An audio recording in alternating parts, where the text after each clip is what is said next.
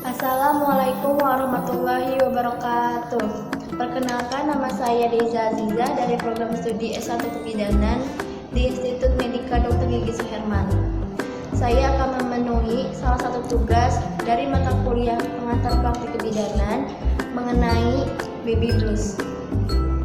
Hari ini saya akan menjelaskan mengenai baby blues menggunakan media lembar balik. Yang pertama, apa itu baby blues syndrome? Baby blues syndrome adalah perasaan yang sangat sedih di hari-hari setelah bayi lahir dan itu sangat normal. Memiliki bayi adalah perasaan yang indah, tetapi banyak bunda tidak merasakan hal ini pada saat awal kelahiran. Baby blues juga dikenal sebagai postpartum blues atau postpartum distress syndrome. Ini adalah perasaan emosional yang dirasakan bunda setelah melahirkan. Pada baby blues ini dirasakan mulai 2-3 hari. Normalnya akan hilang dalam 2 minggu dan dapat dialami oleh ibu yang melahirkan lebih dari 1 kali. Selanjutnya, perbedaan baby blues dan postpartum depression.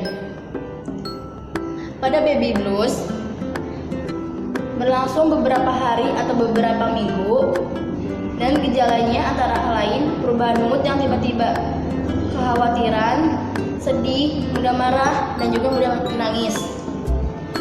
Sedangkan postpartum depression adalah bisa berlangsung hingga 6 bulan atau lebih lama, kesulitan untuk merasakan hubungan dengan bayinya, dan memiliki pikiran untuk menyakiti dirinya dan anaknya.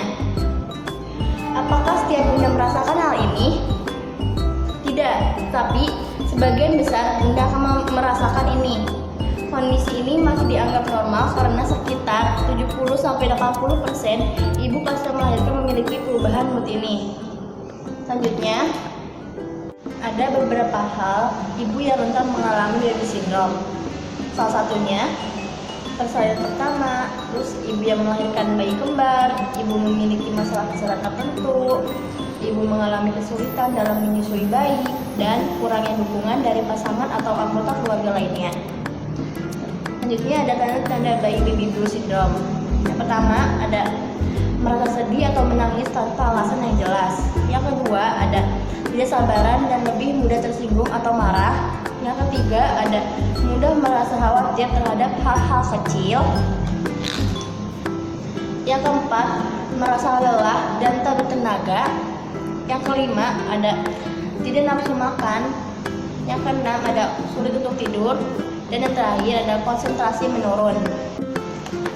Selanjutnya ada penyebab terjadinya baby blues syndrome. Penyebabnya antara lain pada perubahan hormonal. Pasca melahirkan terjadi penurunan kadar estrogen dan progesteron yang drastis, dan juga disertai penurunan kadar hormon yang dihasilkan oleh kelenjar tiroid yang menyebabkan mudah lelah, penurunan mood, dan perasaan tertekan. Yang kedua ada fisik. Kehadiran bayi dalam keluarga menyebabkan perubahan ritme kehidupan sosial dalam keluarga, terutama ibu. Mengasuh si kecil sepanjang siang menyebabkan berkurangnya waktu istirahat sehingga terjadi penurunan ketahanan dalam menghadapi masalah. Yang ketiga ada psikis. Kecemasan terhadap berbagai hal seperti ketidakmampuan dalam mengurus si kecil, ketidakmampuan mengatasi dalam berbagai permasalahan, rasa tidak percaya diri karena perubahan bentuk tubuh dan sebelum hamil, serta kurangnya perhatian keluarga, terutama suami, ikut mempengaruhi terjadinya depresi. Yang keempat ada sosial.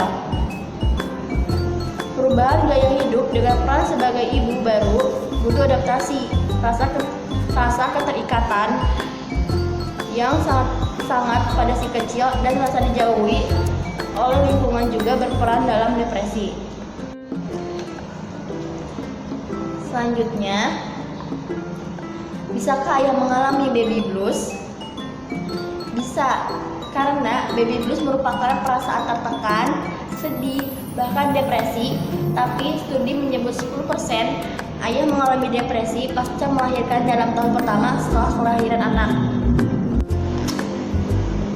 Baby blues blues syndrome pada ayah tidak disebabkan oleh faktor hormonal layaknya pada wanita, melainkan oleh beberapa hal berikut ini.